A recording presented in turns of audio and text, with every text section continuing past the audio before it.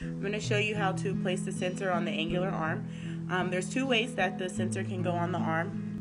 One way is the correct way, one way is incorrect. When you place the sensor on the arm, it snaps right into place. When you turn the sensor, you will feel notches. If you can see on there, there's notches. There's the grooves.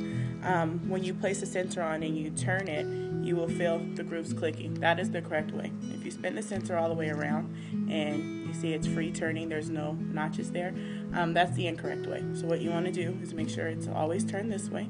That way it's always correct. Next is the bite block. The bite block is going to go all the way at the top of the angular arm, right where the plastic meets. So when you place it on, you're going to go from the bottom first and into the top, and it snaps right into place. The ring goes on the same way, so you're going to go from the bottom and snap it on right to the top. So this is the correct positioning to do. This would be for a bite wing picture. If you can see right here in the middle, I have the bite block is directly in the center of the sensor, and the ring is in the center of the entire setup. I'm going to show the positioning in the patient's mouth. You can see the sensor. I have it lined up for a bite wing. It's directly in the middle. The bite block is in the middle of the sensor, and then we have the ring over the entire setup. So go ahead and open. So when it goes into the patient's mouth, I'm going to go straight in. She's going to bite down, and she's biting right on the bite block. So if you can see, the ring is still in place.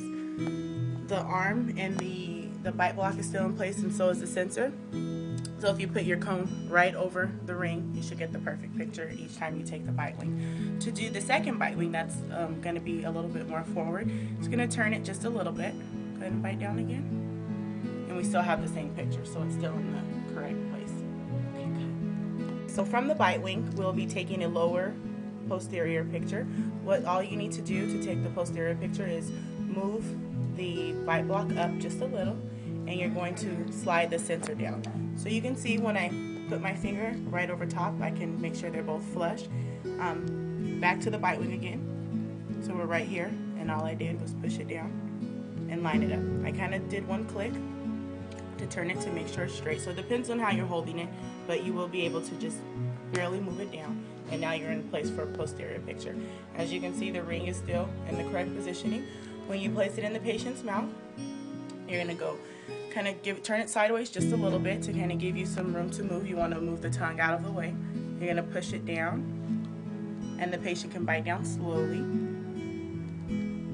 It helps when you have the patient bite down slowly. As you can see, it's not hurting her. She's not having any discomfort.